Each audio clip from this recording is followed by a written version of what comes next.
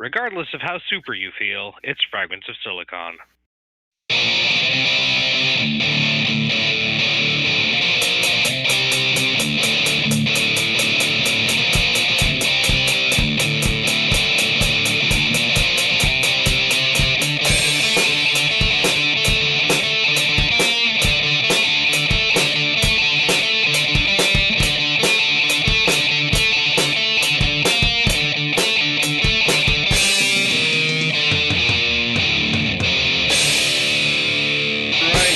To another installment of Fragments of Silicon. I'm your host, Adam. Joining me, as always, is the regular crew. And yeah, let's get to the news. Twilight, why don't you start us off this week? All right. Well, it seems allergy season is coming in here. So I've got a bit of a sore throat right now. It was much worse yesterday, but it's gotten better thanks to Vicks vapor rub and whatnot. Let's see here. Well, yesterday, the new produce department at my workplace is opened up in the new added-on part of the store. Yeah, it's pretty nice looking. I'm eager to see how the new cafeteria will look. How it will look once they finish it. It should be opened 2 weeks from now or something like that. I'm not entirely positive.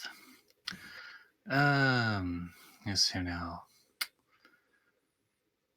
And in terms of gaming news, I've been playing a game for this Sunday and had a bit of a tussle with it. The save files been getting corrupted on it, but I think I fixed the issue. Something to do with I had to turn off the antivirus for that.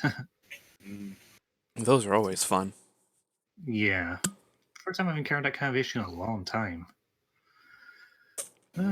It's fixed now, so that's it for me. All right. Petty? Well, the biggest thing that happened over the week is my sister's dog Ariel passed away. She died Friday night. We're not sure what exactly happened, but she started having seizures and then just wasn't acting quite right. So yeah, that's unfortunate, but yeah, we don't know what we're going to do moving forward yet. So I guess more to come on that, possibly.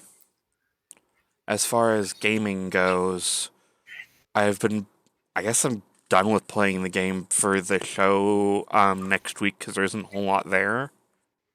So that's one thing off the list. And other than that, not a whole lot's been going on. All right. Gollitz? Well, I'm glad that Vaccinate Your Damn Kids won last night in Maine.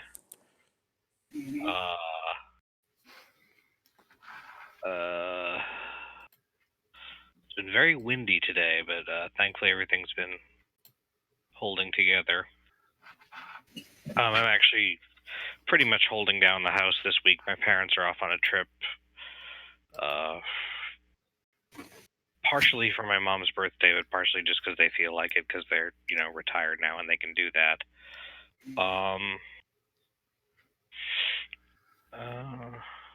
Not a whole lot else interesting going on. Okay. Guess it's my go. Well, let's see. Now the weather has decided to go wonky because it was, near freezing temperatures on the weekend. It was 87 degrees today. It's scheduled to get cold during the weekend. So, getting sick weather experiencing. Hopefully that doesn't happen because being sick is awful. Mm-hmm. It's just, these are the conditions that create the head colds. And let me see. Just got a new car jack in the mail. There was a good deal on a car jack.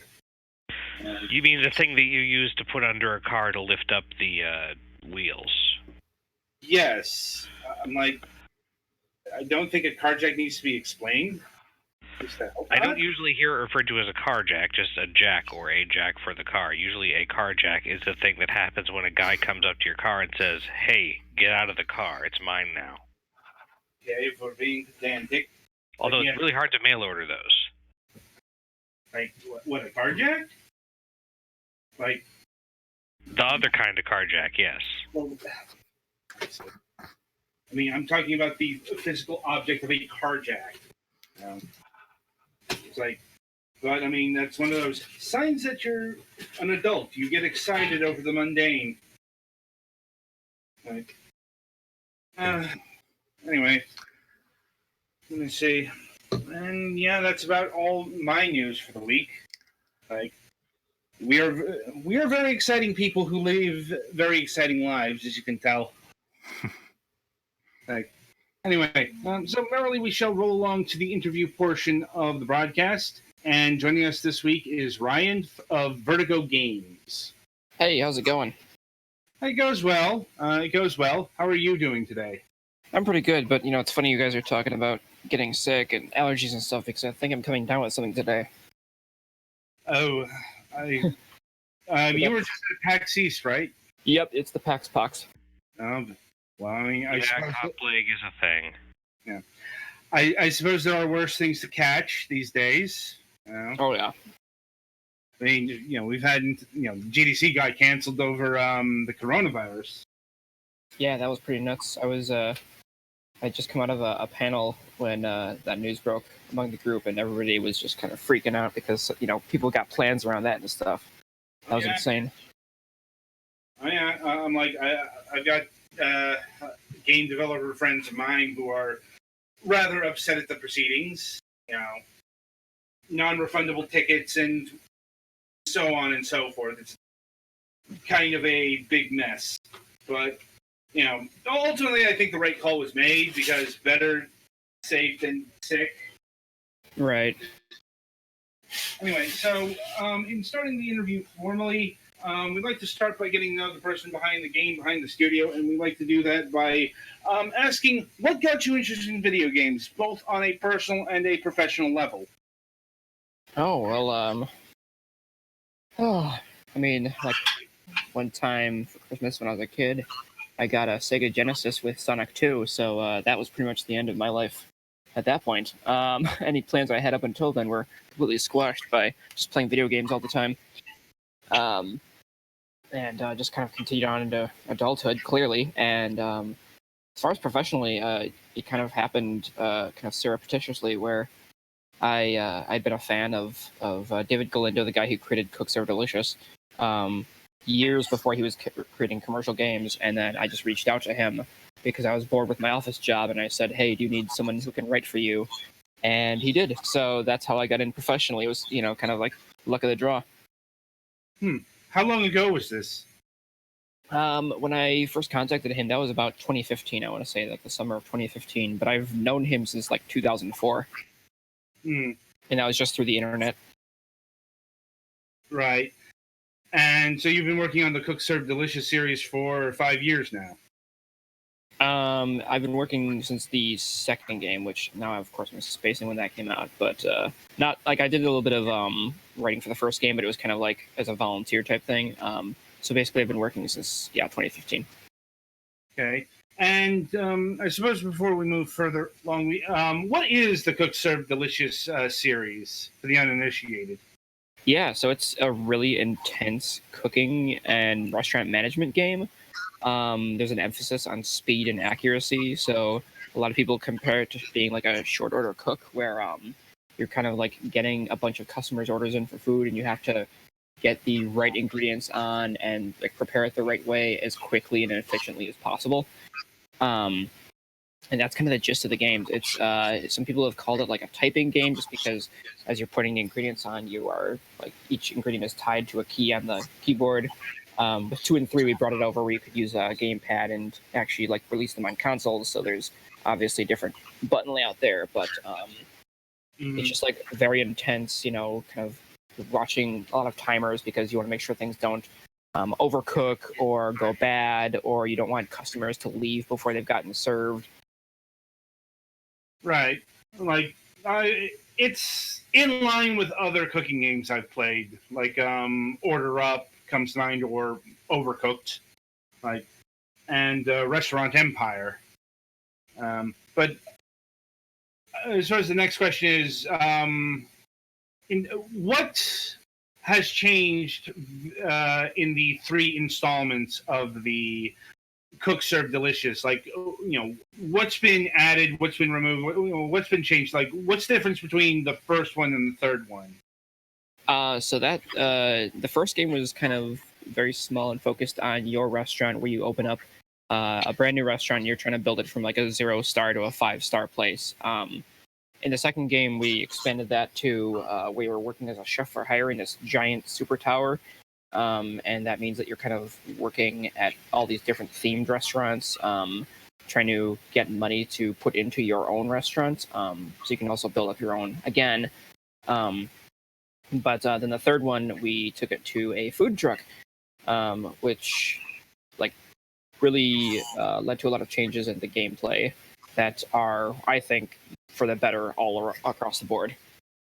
Mm-hmm. So, like in the first 2 games, when you're in a restaurant, the actual like kind of gameplay is you're, in a restaurant and you're getting a trickle of customers and their orders coming in, except for rush hour, like lunch and dinner rush hour, and then it's just like a massive, flood of people. And while that was like good from a simulation standpoint, it didn't feel very gamey. Like it doesn't adhere to the kind of game logic of like steadily increasing difficulty and the ebb and flow and that sort of thing. So what we've been able to do with the third game, with the food truck setting, is instead you're kind of, each level has like anywhere from like 2 to 6 stops that you're driving to and in between. And as you're driving to each stop, you are preparing food to serve at the stop. So there's kind of like a constant, there's always something to do, and it's like we throw even more orders at you, because then we have like a quick serve option where once you get to a stop, you can serve things really quickly at people. So we kind of like made it more intense, but gave you more tools to work with. So overall, yeah, like the big difference between the first and third game is the setting and that style of gameplay. Right, and not sure if this holds true for the other ones, but the setting is very unique. Like, because, well, at least the third one here, it takes place in the post-apocalyptic world. Right, yeah. So that came about kind of in a funny way. We were, and when I say we, I mean me and Nick, the other writer. We were writing a bunch of content for the second game that was kind of in the background of the game, where you don't have to read it at all if you don't want to. It doesn't affect the gameplay, but it's totally optional. And we were writing in these details, like that the game took place in the future. It was after something called the Blue War, where the U.S. was like destroyed and several states had like sunk into the ocean and stuff. And we kind of did this all as a joke, thinking it wouldn't really go anywhere. And then David Galindo, the series creator, he told us he was making a third game and he wanted to take it on the road, where we actually visit some of these locations. And so, like, we did not intend for this stuff to be front and center, but just as a result of the game being in a food truck, that's what it is now. So, yeah, now we've given you 2 robot companions who are with you in the truck, Whisk and Cleaver. Whisk is a driver and Cleaver is a guardian, which you need a guardian because other robots are helping their respective food trucks and they're battling you on the way to all the stops. So yeah, it's kind of wacky in the setting and the humor and the story, but we feel like that's just kind of like a fun juxtaposition to the intense restaurant part of the game, where, you know what I mean, like, we're not taking anything too seriously, even if you might find yourself super stressed out after a level.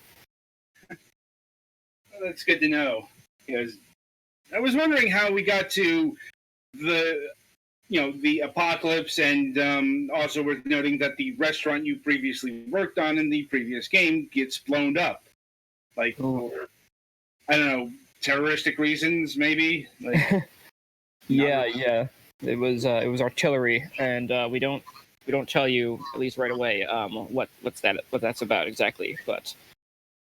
Mm-hmm. Yeah, there's kind of, the idea is that, like, even though there was this thing called the Blue War, and I believe it was 2025, which was like robot on robot warfare, humans can't actually get hurt. Like robots have strict no-kill protocols. So like the tower was destroyed as some sort of like rebel act, or like there's still some warfare going on, even if it's in the background, and your restaurant is a casualty of that. So we've kind of brought what was something in the background of the second game and really like brought it right to your doorstep. I'd say mission accomplished. Like, in terms of what kinds of foods you prepare and how they're served, is it what you would expect from a food truck? Street food, and how does that progress in terms of cooking food and preparing it and all that? Yeah, so actually we've got a lot more than street food. We basically took everything from the previous games, more or less, and put it into this game. So you've got, I think we have over 250 food items from all around the world. So there's a lot of world cuisine in there. Everything from pretzels to steak to bouillabaisse. And the way it kind of works progression-wise is we've ranked all of the foods. Sorry, we've ranked all of the foods on a scale of 0 to 5, and in each level you get to choose your menu, and there will be parameters in the levels that say like you need a certain amount of points in your menu, so you need your difficulty level of the foods to add up to a certain amount of points, and of course there will be things like must be like grilled foods or something like that. And so it kind of, you have the option if you want to put some of the more advanced foods in your menu very early on. So like players of CSD2 who've mastered the menu will be able to go right in and basically spike their difficulty level from the get-go. But new players will not have to, and they can just put on some easier foods and work their way up until, of course, later levels ask you for higher and higher menu or points on your menu. And then, of course, forces you to try out more difficult foods. And is it just the point system that constitutes a more difficult food? There's also some other changes in the game as you progress. So we've got differences in, you can unlock more prep stations and holding stations, which, depending on your play style, can make it more difficult.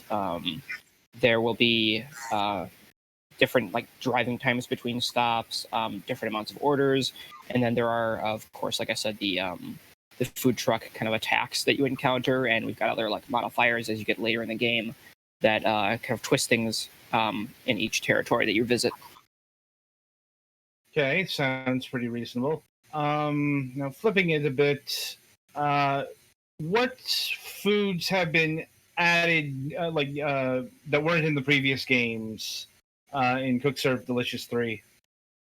Oh man, there's a lot. Let me check here, because we really focused on world cuisine this time around. So in the second game, it was kind of all about just expanding the menu to every food that people could think of, and in this case, it's like we really want to focus on world cuisine. So we've added things like that I've never even heard of before. Bunny chow is one that comes to mind. Croque monsieur is a really great French sandwich that's like a ham sandwich with cheese on the top, like grilled on the top. And also the bread is French toast. Yes. There's what's this one called? There's this one, and now the name is escaping me. It's like a pastry filled with cheese and butter with an egg in the middle, and you like tear the bread away and dip it in the cheese and butter.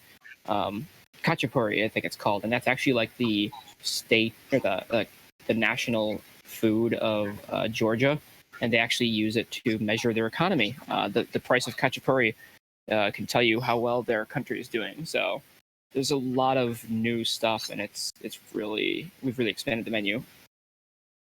It sounds like it. And I suppose the next question there is, how do you usually, the exotic stuff from like Georgia that really wouldn't come to mind? Sorry, I think you cut out for just in the middle of your question there. What was it again? Oh, how do you research these foods, especially the exotic ones? So that's all up to David Galindo. He, from what I understand, he uses a lot of YouTube to look up just like foods from all over the country. See, What's that? Sorry, did you say something? I'm hearing both of you mostly fine. Okay. Hello? Hello? Uh-oh. It's a problem with Adam's thing. This happens when we use Discord sometimes. Gotcha.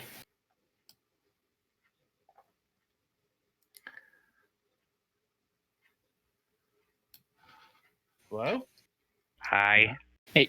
Yeah, sorry, something happened there. That's all right. Yeah. Anyway, as you were saying, Right. So David does a lot of research on YouTube, just looking up like cooking videos and stuff like that. And we've actually also just taken some suggestions from our community and fans. So as you imagine, like it's just nothing's really off the table, and it's like anything that looks delicious and sounds interesting. We try to put in the game. all right. And from the perspective of a writer, how do you approach coming up with a description for something that you might not be able to taste? Yeah, so there's definitely a challenge there. I know, like with the second game, it was a little bit easier to write some of the descriptions because I was more familiar with the foods. But yeah, in this case, when there's stuff that I've never even heard of, obviously, if it's something like that cacciapuri I mentioned, I can kind of guess what it tastes like because I know what cheese and butter and egg taste like. Mhm. But for the most part, my method of writing is I always go to like food blogs and the Wikipedia page, if there is one for the food, and just read up on the actual real life history of the food. Try to find the actual origin of it and if there's any sort of story tied to that. And from there, I'll just try to find the most unique aspect of it and use that as a jumping off point to just create like something even more absurd. Um, and that's where the kind of crazy fiction comes in, where it like the game kind of ostensibly takes place in this alternate reality where food has like shaped all of the Earth's history in a much larger way than it has in real life. Because obviously, like when I'm trying to think of something to write for, shepherd's pie or something, I want to make it stand out. So I'm going to say that it's the reason that some small town has a mayor or something like that. Mm-hmm. And in terms of feedback, do people, do people give you feedback about these foods from faraway lands? Like, do they chime in and say that you did a good job or otherwise? Oh yeah, we've heard from a lot of people saying kind of both ways. Some people they're just happy to see something that is not represented in any other food game in our game, and of course then you get the people who are so passionate about their local cuisine that they're looking at this and they're saying, "Oh man, you guys really messed up this food because it's the right way to make it is this way," or something like that, and that's still a compliment to us because. Like just the fact that they're like that passionate about the food and we were able to like have that conversation with them is great. And of course they understand at the end of the day that sacrifices and authenticity have to be made to make it into a video game. So yeah, we've had feedback both ways, but it's always just a pleasure hearing people recognize the foods. Oh, that's good to hear. And now, getting away from the food and the kitchen itself. Now, you mentioned this is not just a food cooking type of game; it's also a restaurant manager. How in depth are those mechanics? It's like, are you just keeping track of like food purchases, or do you have to deal with like equipment maintenance and fuel for your truck and all that jazz? Yeah, so you do have to buy your foods. You unlock all the foods with the in-game currency, but then on top of that, for this game, the food truck has an upgrade tree where you can expand how many holding stations you have, how many prep stations you have. You can expand. You can make it so that food stays fresher for longer. You can purchase defenses for the truck attacks to keep your truck safe from those attacks. So that's where most of the management comes in this game. In previous games, of course, where you were in a restaurant, there was a little bit more emphasis on like in the first game there was a lot of equipment upgrades, and in the second game you could like totally customize the look of your restaurant and things like that. Okay, so there's an upgrade system, but you're not worried about daily invoices. Right, it's not that in depth where you have to worry about those kinds of details. Well, fair enough. And let me see here. So the game has come out in early access. Where is the game in terms of content and development right now, and how long do you anticipate the early access period to last? Yeah, I'm glad you asked that. So, for us, we know that early access can have like a bad association with that phrase, but in our case, early access means that the game is totally playable, and it's. I mean, if you were to boot it up right now and play it, you will be able to get many hours of enjoyment out of it, as if it's a full game. The main thing that's missing are the latter end of the levels.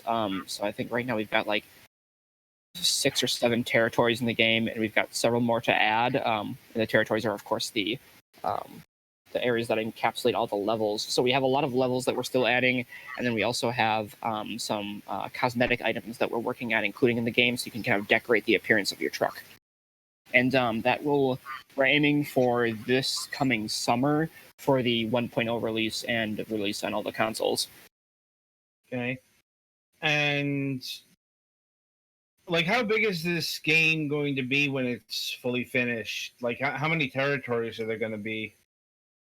I don't really want to give away how many territories, because that's some of the fun that I'm seeing from people playing the game is they're looking at the world map and they're wondering how much longer until they get to Nashville. So I don't really want to spoil that. And as far as the actual size of the game itself, that's just something that I can't even answer, because again, David is the one designing the game, so he's the one kind of determining how many levels are in each territory. And how many people are working on Cook Serve Delicious 3? It's grown into quite a team. So there's 3 artists. There's the composer for the soundtrack. There's the sound effect guy, David. Daryl's our other programmer.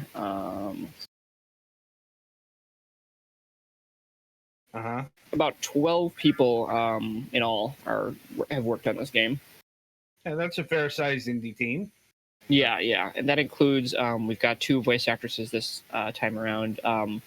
Mega Oryx, Twitch streamer, and Havana Mahoney, another Twitch streamer, are the 2 voice actresses. So that was a big new addition to it this time around. Just having an actual voiced characters in the game.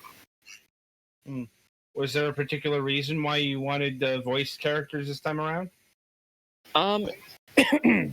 Yeah, it was just a choice of kind of making the game more engaging and more approachable, right? So by having these characters, you have people to actually relate to that you're playing with, and hopefully their story is also helping to carry you through the game. Because that's another thing that me and Nick worked on, was creating an actual story as you're driving through the game, so that you've got like something to be attached to and something to push you through the game, besides obviously wanting to just win and beat it. Makes sense. And in terms of game development, is this game being built in Unity? Off the top of my head, I can't tell you what that is. Again, I'm just one of the writers, so I don't get to see that kind of behind the scenes stuff.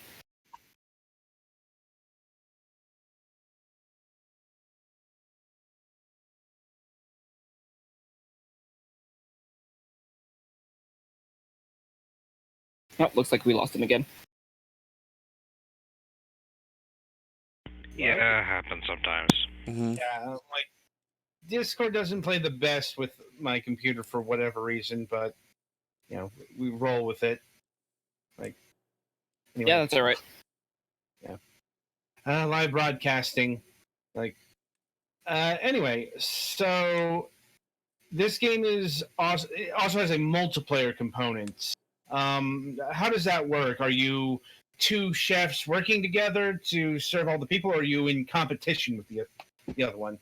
Yeah, so it's got 2-player local co-op, and how that works is you're both able to work off of all the same orders and the holding stations cooperatively, and like once you or your friend that you're playing with opens up an order, they will appear either on the top or bottom half of the screen and go through all the preparation themselves, and you just can't interact with each other's screens that way. So like if I were to open up a cheeseburger that I have to create, my friend playing with me would not be able to help me prepare that cheeseburger. It's all up to me at that point, but they could take on other orders at the same time. I see. So it's alleviating the burdens of cooking somewhat. Yeah, there's definitely when you play with someone that you can kind of get in sync with, there's definitely an element of being able to divide and conquer the orders. Okay. And is this a mode that's appeared previously? Yes, it did appear in the second game, although it is a little bit harder to find because our menu UI was a little bit more confusing that time around. But yeah, so it's been there since the second game. I see. And does it function the same as the previous game, or has there been tweaks there? It functions the same from what I can tell, at least. I haven't personally tried the co-op in the third game, but I played quite a bit in the second game, and I've seen it in the third game, and yeah, it's the same. All right, and I'm not sure if you'll be able to answer this, but were there any attempts to expand the multiplayer, like say having a online mode or having up to 4 players? From what I know, no, there was not. We just kind of wanted to focus on what worked and keep growing the series out from there. Fair enough, I suppose. Let's see. In terms of, you mentioned this game is also being targeted for consoles. Is that all the consoles, or is it just like the PlayStation 4, Xbox One? Yeah, we're targeting PlayStation 4, Xbox One, and the Switch, just like we did for the second game. Okay. And are these ports being done in tandem, or like will this game come out on all platforms at the same time, or is that like the PC version is being worked on now, then later on like the PlayStation 4 version comes out? Yeah, we're hoping for everything to release at the same time in the summer. Okay. Now, another aspect that we haven't talked about quite yet is the music of the game. It's quite unusual. We don't have the music broadcasting here because we've got an interview going on, but it's very a cappella based. Like, it's not the exact sort of thing that you would expect from a cooking game, I think. Right. Yeah, and that's all credit to Jonathan Gier. I hope I'm saying his name right. He just really brought his A game this time around, and I think he's always done a fantastic job with the soundtracks, but this one especially sticks out, and we've had a lot of feedback to that effect too.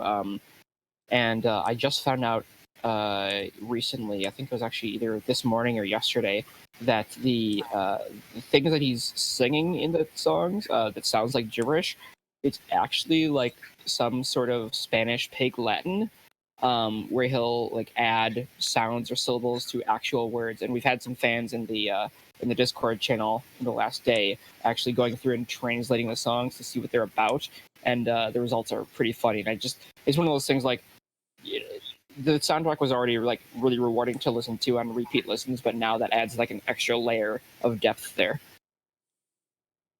Uh-huh.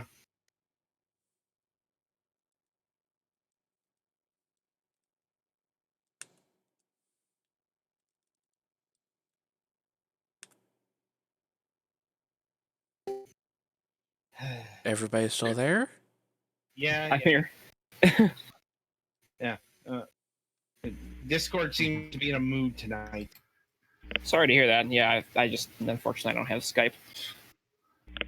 It's fine. It's fine. Skype gives us different problems. Yeah, I bet. Anyway, now in terms of early access development and pricing, currently the game is running for $15. Is that something that's going to stay throughout the entire early access price, or as more content gets added, is that going to increase? And indeed, when we get to 1.0, is the price going to go up there? I can't speak to any of that, any sort of future pricing. We do have deals occasionally, especially for like we had a deal for the initial launch of the early access. So people looking to buy the game can, hopefully look forward to those kinds of things. But I can't speak to any of that in official capacity. Fair enough. Fair enough. And in terms of developing for the PC, is this game Windows only, or is it there builds for Mac and Linux? Yeah, we want to get it out for Mac and Linux as well. Okay, like you want to, but are those in active development? Again, that's something I can't really say. Fair enough. Like, Sorry, like it's I swear it's like 50%. I just can't tell you like officially because there's no official statement yet. But also 50%. I'm also just a writer, and I don't get to see kind of behind the curtain that much that way. Got to focus on my own work. You know what I mean? Fair enough. Fair enough. It's just we usually ask these kinds of questions because that's a big part of the game dev. Right, and I just sorry, I just don't want to be like coming off standoffish or something with you guys. Understandable.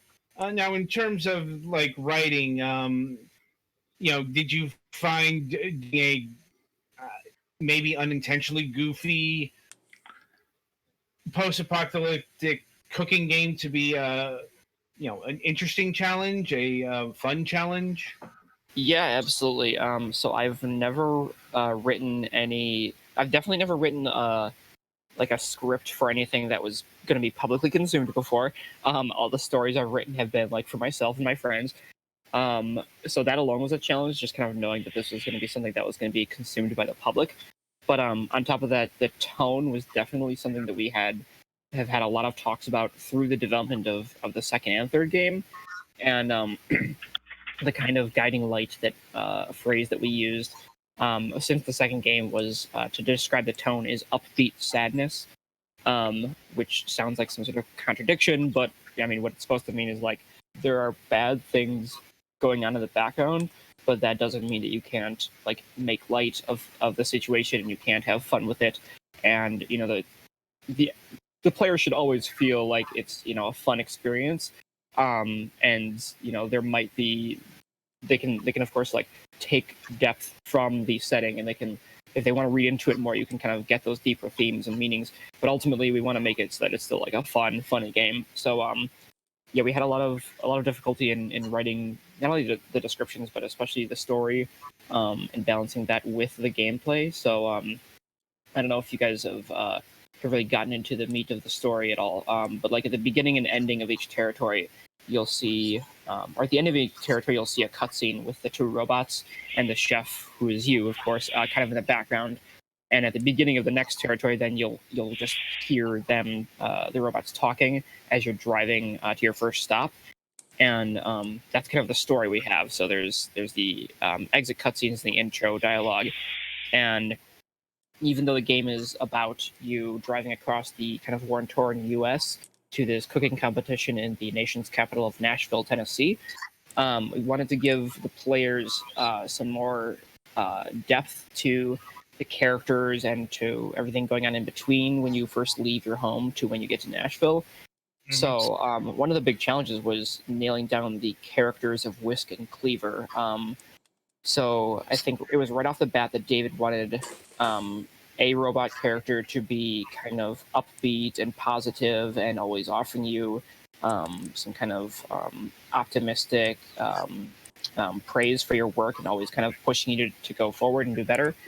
And I think originally that was like the only idea we had, and that ended up being Whisk, the driver. So she's voiced by Nega Oryx. She is kind of the bubbly, optimistic, always looking on the bright side person, and even when you do bad in the game, she will be there to say like, oh, that's okay, I know you can do better. She's always kind of trying to cheer you up. And so when we ultimately decided that the Guardian character needed to have a voice in the game and needed to have a personality, of course, there's a lot of long talks about what that should be, and ultimately we settled on the character Cleaver, voiced by Havana Mahoney, who is not exactly the exact opposite of Whisk, but just enough that they kind of balance each other out. So whereas Whisk is the more positive, optimistic one, Cleaver is a little bit more realistic, but she's also supportive in a more, I want to say, stiff way, I guess, where I think actually the way that Havana herself described the character was like a loving dad who doesn't know how to say "I love you." And internally, we've also described her as almost like a drill sergeant or something like that. So her character was in the Blue War and she's seen battle, and so she's kind of been hardened from that, but she hasn't really lost her quote unquote humanity. So she's the type of person who will, or the type of robot, I guess, who will she'll tell you if you did bad, she won't mince words. She'll tell you like that wasn't very good, but she'll also challenge you to do better next time. She's not gonna promise you that you will do better, but she will tell you, you need to do better. I think you should do better, and I challenge you to do better. So those are the kind of two personalities you get through the game, and that kind of again represents the tone and everything of the setting you're in, where things are not great, but you need to kind of push onward. And even though your restaurant's been destroyed, you've got to move forward with your life and make the best out of it. It's a good lesson for life. Yeah, absolutely.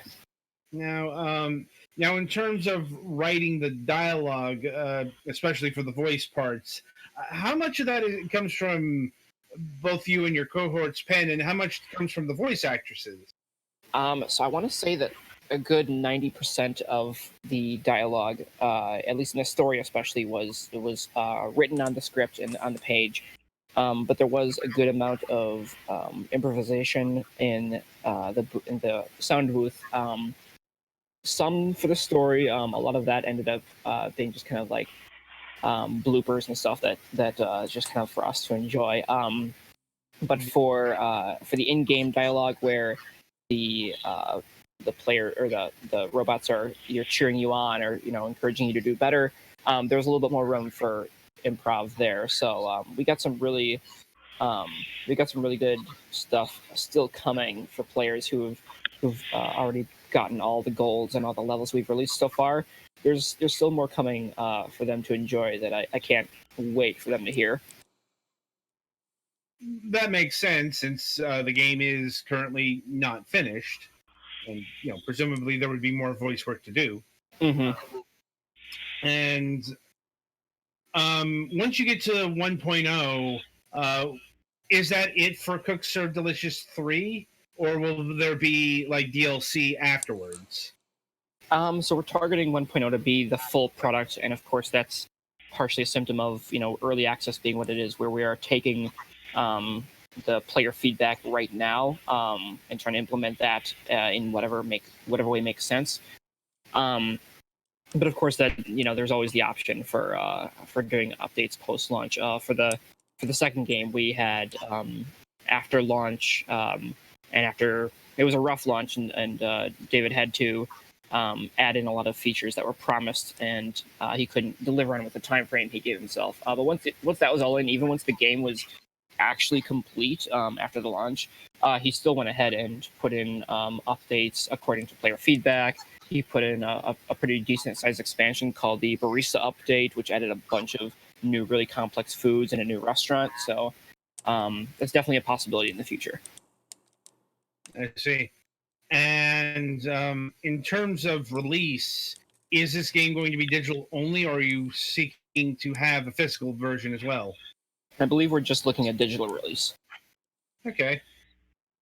And well, now I'll turn it over to my colleagues here to see if they have any additional questions for you. I think all mine have been answered. Mine have been answered. Awesome. Well, I I guess thought that's that was pretty thorough, and anything that I had further is not really writer questions. So, Well, I mean, you can give it a shot, even if it's not a writer question. Yeah, you never know. I might know. All right. I mean, if you don't feel comfortable asking it, well then, I believe that reaches to the end of the interview here. So, Ryan, I would like to say thank you for taking time out of your schedule and being with us here tonight and regaling us with the creation process of Cook Serve Delicious 3. I enjoyed what I played of it. I didn't have a ton of time. I think I went through all the tutorial levels, put about an hour in there. just there's a lot of focus on in any given week with thing we do. But I do look forward to playing more of it in the future, and I look forward to seeing the finished product. Yeah, well, thank you so much for having me. No problem, no problem. Hang on, I think that.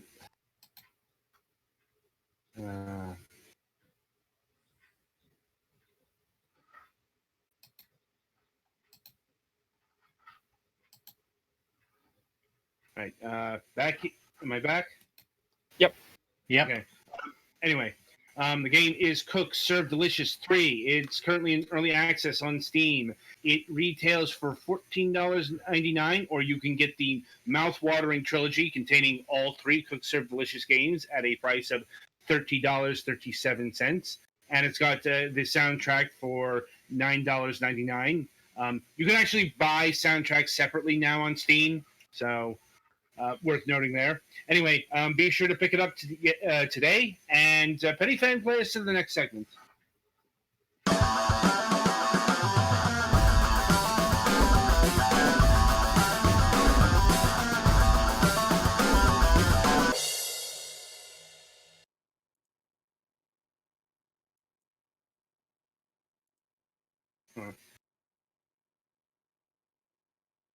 All right.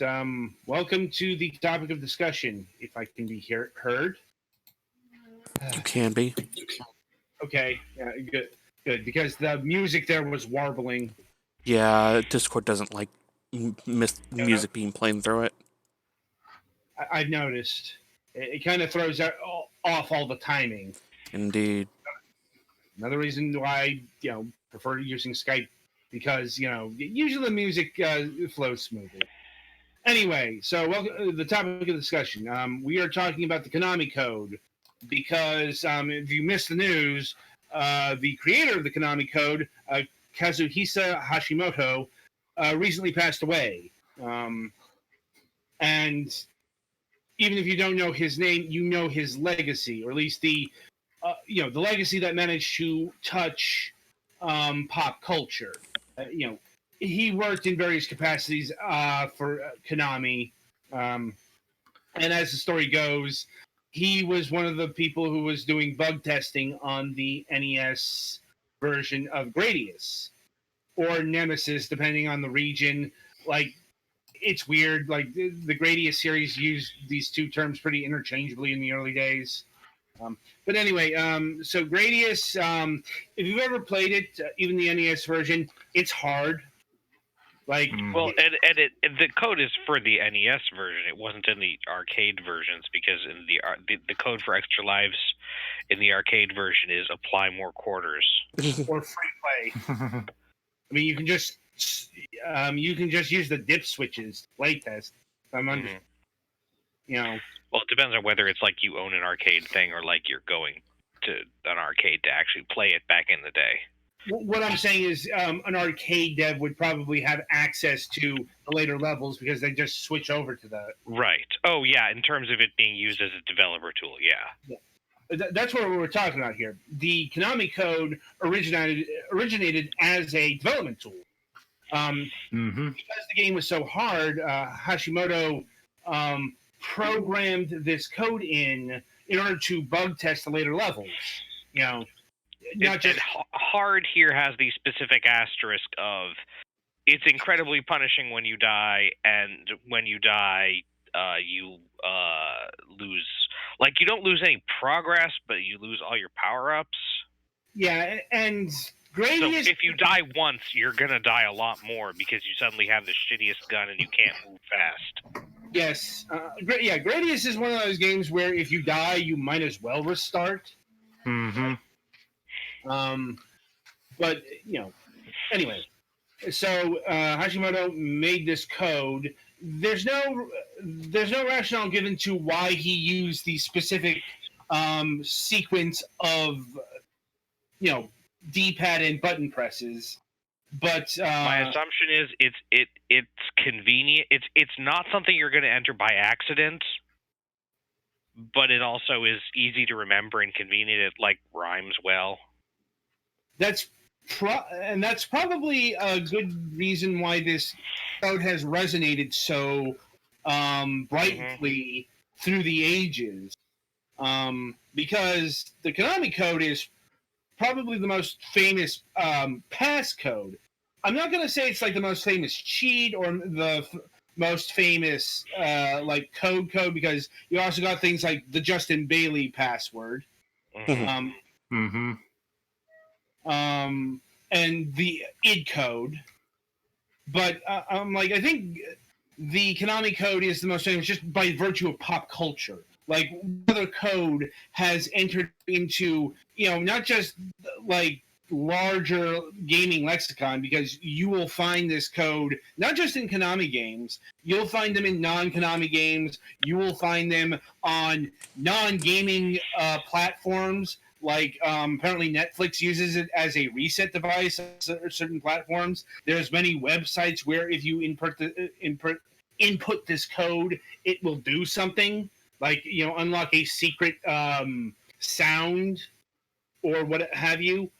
And it's made its way into the larger pulp culture. It was in Wreck-It Ralph. Mm-hmm. It's in a Disney movie.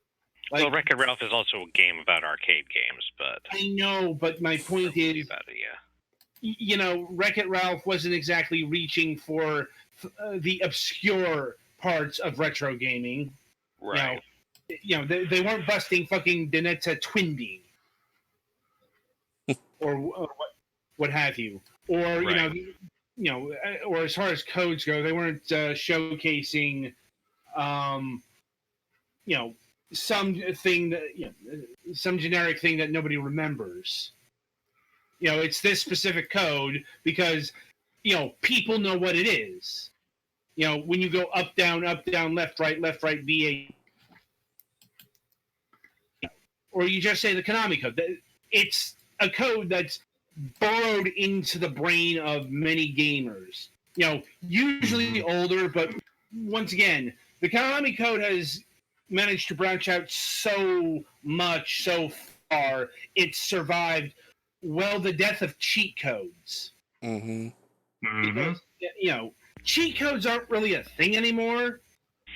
Like, games are usually made with external dev kits now, so that you don't need cheat kits as a cheat codes as a development tool. Mm-hmm. And also, games are not designed to be as hard to complete or as you got to start over-y. Right. Right, but this is the big reason why cheat codes died. Money. Like, yeah. Mm-hmm. Once we hit the era of HD microtransactions and all that shit, it's like, why give away for free what you can charge $5 for? It's like, and not just applied to cheat codes. There's the convenience factors and all that, but it's something that just went away because monetization schemes, I'd say, more than anything else, because cheat codes evolved. It wasn't just you put in a cheat code and you would get X amount of lives. It made the game easier. Cheat codes would also in later games give you like a unique outfit or something. Mm-hmm. Big head mode was a thing via cheat codes.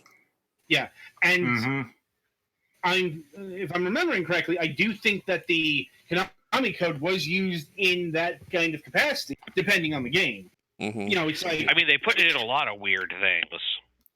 Right. The Konami code is in frickin' Boktai, and it's in like one room in one dungeon.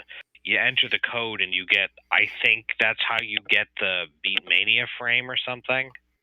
Well, once again, one of the weird utility gun parts that are completely unnecessary.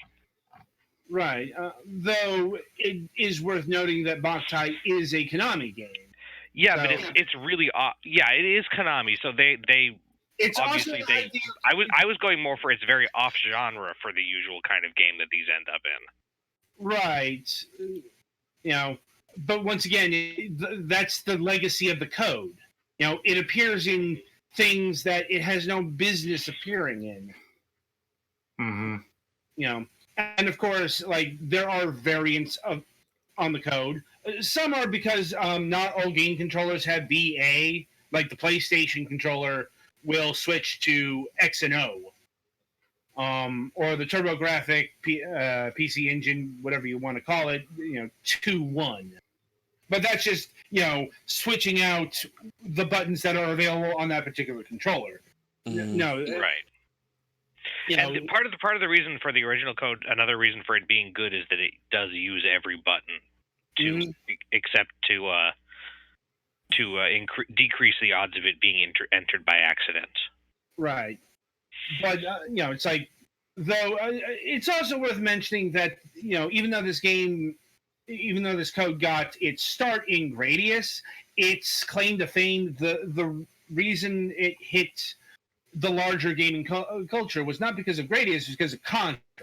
Like, when you think of this code, you're probably going to think of the NES version of Contra. Well, yeah, because that's arguably the most punishing game. Yeah, it's up there. Like, and you don't get many, lives normally. Like, well, you only get like 3-4 lives. 3, I think, and with the code, it only goes up to like I want to say 20, and it's still hard. 30. 30. Yeah, 30 in the original Contra, 10 in the Super C North American version, 30 in the Japanese version of that, and it goes onward from there. And it's also worth noting that with our codes, there are subversions of codes, most notably with the Super NES version of Gradius 3. Because if you input the code normally in that game, you'll get all power-ups, but it'll also explode your shit. What you're supposed to do, instead of left right, you input LR. Because now we have shoulder buttons. Also, the developers here were dicks. If you want a further example of this, go play Heretic. If you input the id code there, you will fucking die, because that is the developers playing with and subverting your expectation. There are other variants on this, like Parodius from Myths to Laughter has BBXX AY up left, and Gradius Galaxies has it like reversed. You do get the occasional playing with the code, but that's usually with other Konami games, other games that you would expect the Konami code to be in. When you transpose it outside, it's usually going to be the vanilla Konami code, because otherwise, you might not be getting the reference, right? And yeah, and that's really about all there is to say about the Konami code, because at the end of the day, it's a code. People know what it is, and how to it's worthy of talking about, because it's so embedded in the pop culture, and its creator has passed away. It's like he's probably not going to be remembered for any of the games he worked on, but when you have a legacy like this, that it's pretty impressive nonetheless. Like, not planned or anything, but that's kind of the way these things work out. Like, especially in the pre-internet days, like nobody engineered up, down, left, right, BA to be a cultural icon any more than Justin Bailey is, or Zelda's Second Quest, or the Minus World in Super Mario Brothers. They are also to address the presence/absence of select start at the end. Select is never a needed part, and start is not technically part of the code. It's just what you do to start the game after inputting it, usually. Right. Depends. Select sometimes does something additional, like changing mode or something. Right. And start sometimes is part of the code because, and not just because it's the starting the game. You know, like you might be putting it on the sound test menu or what have you. Right. You know, once again, the specific implementation of the code varies from game to game. That's not the important part here. The important part is, we've got a code that is, well regarded and well remembered enough that that Konami informed the world that the creator of the code has died. Mm-hmm. Like Mm-hmm. Konami is not the best at that kind of thing. Like, and it's not just a modern thing. Like, go read up what they did to the creator of Castlevania. Short version, they assigned him to like one of the Konami theme parts after the original Castlevania or something along those lines. Yeah, Konami didn't treat its talent the best. So the fact that they acknowledge this is pretty notable in its own way. Mm-hmm. Right, so any other words, any final thoughts on the Konami code? Not really. Me neither. I think we've covered it pretty well. Fair enough. All right, so that'll about do it for this installment of Fragments of Silicon. The week ahead.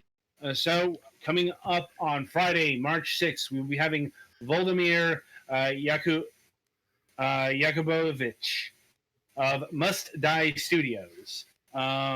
He is the creator of the Nightin series, which consists of like the original, I think, Flash game.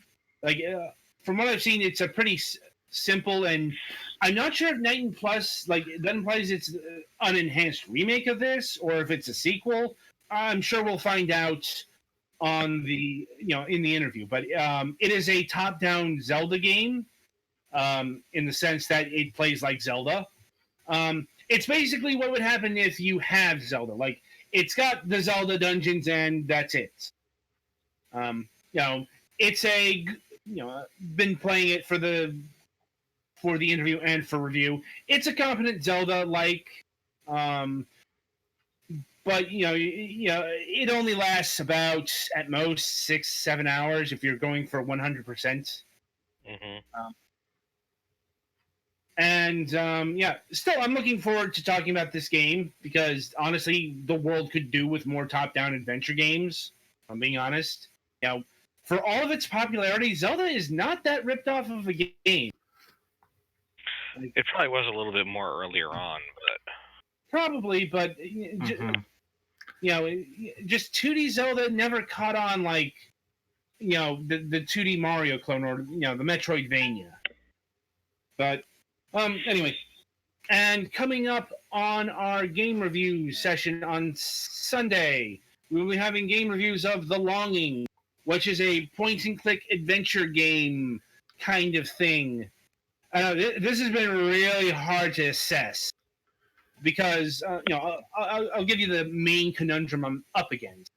You are a shade that has been tasked by the king of an underground realm to wake him up in 400 days so he'll get rid of all of the longing in the world.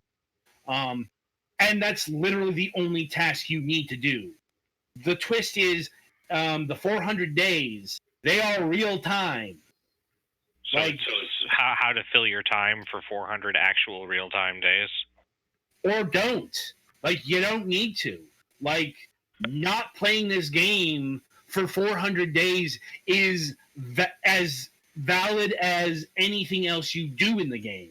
Have you tried changing the date on your computer clock to make it think that it's sooner? No, because I don't care that much. But you got to see how it ends.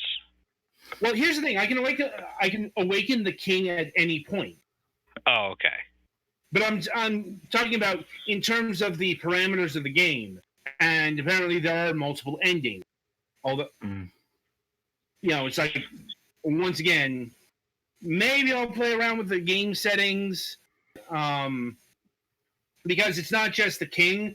Like right now, my character is waiting for a stalactite to fall. It's been about a week. so it could fall at any point and open up a new passage.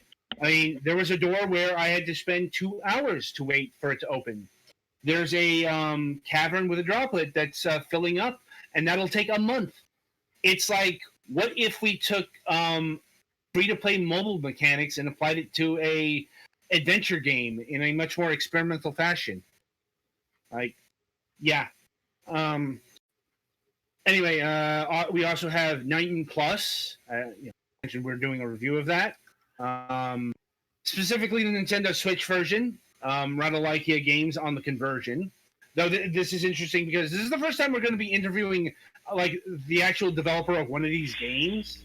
You know, for all of the Radalakia stuff we cover, we still haven't had them on the program.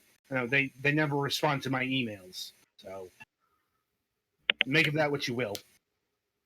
Anyway, we got Project Starship for the PlayStation 4. It's a vertical shoot 'em up. You know, in the style of, you know, like the Blazing Laser series or Xevious or, you know, any number of old school shmups that you could name. It's okay. It's fine. More on that on Sunday. And finally, Famida. Twilight Winter is handling that one. It's an adventure game. Twilight, why don't you tell us more about it? Vamita it takes place in a dystopian society that has come about after a revolution, and you're playing as this guy who's moved into this metropolis to be a judge, and yeah, half of the game, one half of the game is you are judging court sessions, and the other half is you're playing detective to find out what has happened to your father who disappeared during the revolution. Sounds interesting. You know, I probably would have selected this for myself if I wasn't covering Belonging. So, you know, didn't really want to do 2 adventure games in one go. Like, but I'm looking forward to hearing more about it on Sunday. Anyway, so that's our schedule for the next few segments, or whatever we want to call these this week. Anyway, until Friday, I shall wish you good gaming.